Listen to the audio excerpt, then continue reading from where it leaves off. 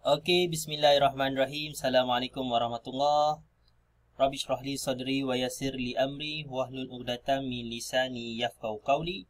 InsyaAllah anak-anak tahun 3 Bestari yang dirahmati Allah sekalian, hari ini kita akan menyambung pembelajaran kita berkaitan tentang unit 5 tumbuhan mengenai cara pembiakan tumbuhan. Jom kita tengok satu persatu berkaitan tentang cara pembiakan tumbuhan. Cara pembiakan tumbuhan ada 6. Jom sama-sama hafal bersama Ustaz. Yang pertama, tumbuhan membiak menggunakan daun, biji benih, keratan batang, anak pokok, batang bawah tanah dan juga spora. Ada 6 cara tumbuhan membiak. Manusia, haiwan, mereka juga membiak. Begitu juga dengan tumbuhan, tapi ada 6 cara tumbuhan membiak. Okey. Yang pertama kita tengok sama-sama. Yang pertama iaitu tumbuhan membiak melalui daun. Apa contoh pokoknya? Antaranya adalah pokok setawa. Pokok setawa ni dekat sekolah ada. Dia membiak melalui daun. Ada daun-daun kecil dekat tepi daun itu. Dan kita boleh ambil dan tanam dia. Okey, dengan cara itu pokok setawa boleh dibiakkan. Yang kedua adalah dengan cara biji benih.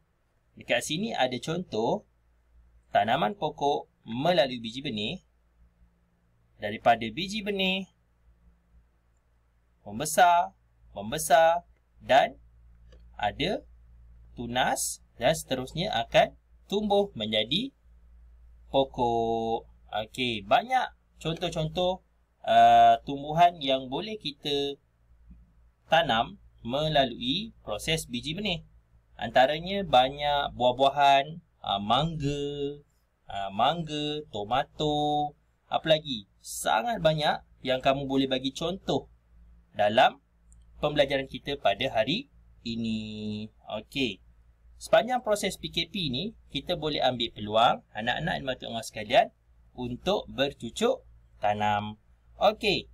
Yang seterusnya, yang ketiga, melalui keratan batang. Melalui keratan batang. Contoh dekat sini ada pokok yang menggunakan keratan batang untuk proses pembiakan tumbuhan. Antaranya adalah ni. Ni tahu pokok apa? Ini adalah pokok ubi kayu. Pokok ubi kayu yang bawahnya tu ada ubi kayu. Daun dia ataupun pucuk dia kita guna untuk buat ulam-ulaman ataupun masak lemak dan sebagainya. Siapa pernah makan? Angkat tangan. Okey. Jadi pokok ubi kayu ini ditanam menggunakan cara keratan batang. Ambil je batang tu, cocok dekat tanah. Jaga elok-elok, insya-Allah dia akan tumbuh. Dan yang keempat adalah melalui anak pokok. Antaranya pokok apa ni? Antaranya pokok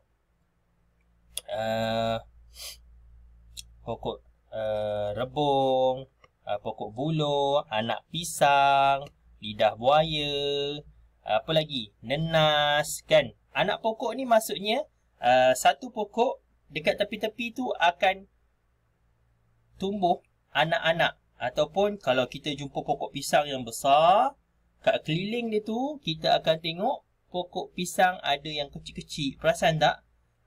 Anak pisang itu yang dikenali sebagai anak pisang yang akan dicabut dan ditanam di tempat yang lain supaya anak pokok tersebut membesar dengan lebih baik. Cukup air, cukup tanah, cukup cahaya matahari dan sebagainya. Okey.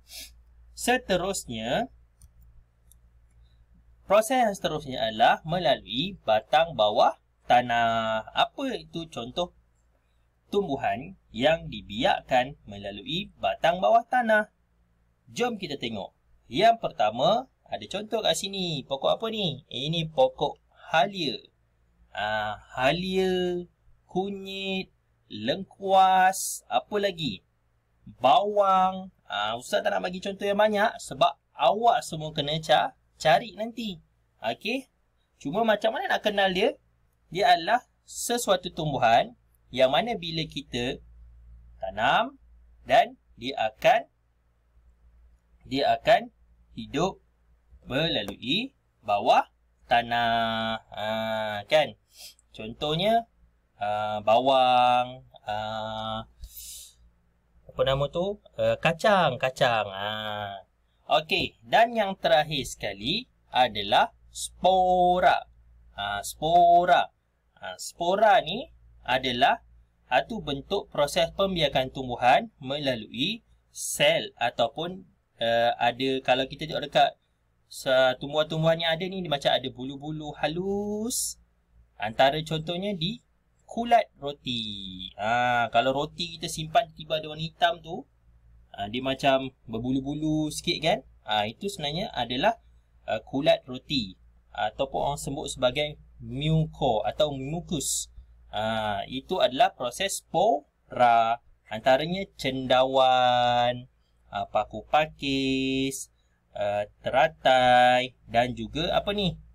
Ini adalah lumut. Lumut adalah tumbuhan. Okey. Seterusnya ada dua cara pembiakan. Ada tumbuhan yang membiak menggunakan dua cara pembiakan. Yang pertama pokok kangkung.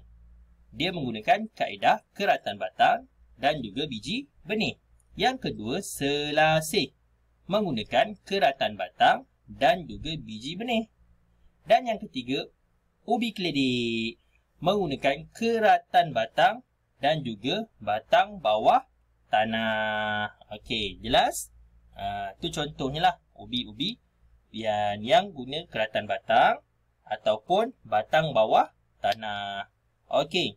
Seterusnya, kepentingan tumbuhan. Antara kepentingan tumbuhan, apa pentingnya tumbuhan ni? Yang pertama, dia membekalkan sumber makanan. Kepada siapa? Kepada haiwan, kepada manusia. Kalau tak ada tumbuhan, takkan kita nak makan ayam je. Mesti ada sayur-sayuran supaya kita sihat. Yang kedua, membekalkan sumber oksigen. Oksigen yang kita sedut ni hari-hari ni, kita tarik nafas, itu yang kita dapat daripada tumbuhan. Tumbuhan mengeluarkan oksigen untuk haiwan dan manusia bagi meneruskan kehidupan. Yang ketiga, tempat perlindungan ataupun kita sebut sebagai habitat, atau kalau sebagai manusia, rumah. Khusus untuk haiwan. Kalau tak ada tumbuhan, masakan tidak ada hutan. Kalau tak ada hutan, di mana haiwan-haiwan ni nak tinggal? Itu penting. Kepentingan tumbuhan. Kalau tak ada hutan, gajah, harimau semua lari pergi dekat Pekanbaru. Contohnya, mana dia nak hidup? Penting tak tumbuhan? Penting. Dan yang keempat, membekalkan sumber kayu. Apa itu sumber kayu? Sesuatu yang dicipta menggunakan tumbuhan. Antaranya, rumah kita guna kayu tak? Nampak? Ustaz, bila Ustaz adakah kayu? Kayu berasal daripada tumbuhan. Perabot, almari, sofa kita, rak-rak baju, rak cermin dan sebagainya, meja, pintu menggunakan kayu. Dan yang seterusnya, manusia dan kebanyakan haiwan bergantung pada tumbuhan dan mendapatkan makanan. Hidupan liar bergantung pada tumbuh-tumbuhan dalam hutan untuk mendapatkan perlindungan dan tempat tinggal. Dan seterusnya, pokok bala. Ni contoh tadilah. Bulu pensel, tisu, plywood, kotak, kertas, perabot. Contoh. Pokok kelapa, ketupat. Nak raya dah kan? Boleh guna untuk ketupat, sabut, jambatan dan sebagainya. Okey, seterusnya pokok kapas juga penting. Baju yang kita pakai ni berasal daripada benang yang diambil daripada pokok kapas. Seterusnya ada pokok getah. Apa fungsi pokok getah? Selipar, sarung tangan, apa lagi ni? Tilam, tayar, belon dan sebagainya. Okey, baik. Untuk hari ini punya kelas, Ustaz akan bagi latihan. Satu je latihan dia, iaitu berikan contoh tumbuhan dengan lengkapkan jadual di bawah mengikut kaedah pembiakan tumbuhan. Ada 2 jadual. Yang pertama, awak masukkan daun, biji benih, anak pokok. Ustaz nak awak beri contoh, ada 3 contoh tumbuhan melalui setiap proses pembiakan ini. Kalau daun, apa contoh tumbuhan yang dibiakkan menggunakan daun? Bagi 3. Begitu juga dengan yang di bawah ini. Keratan batang, batang bawah tanah dan juga spora. Peringatan daripada Ustaz, jawapan yang sama dengan contoh yang Ustaz beri tidak dibenarkan sama sekali. Awak kena cari, kena fikir. Kalau dekat kawasan rumah awak tu luas, cuba fikir, tengok. Ataupun awak boleh cari dekat Google, YouTube. Yang penting, jawapan yang awak bagi, kalau boleh, jangan sama dengan contoh yang Ustaz beri dalam kelas hari ini. Okey, sekian saja daripada Ustaz. Selamat belajar dan selamat menyelesaikan latihan yang Ustaz beri. Sekian, terima kasih. Assalamualaikum. Selamat berpuasa.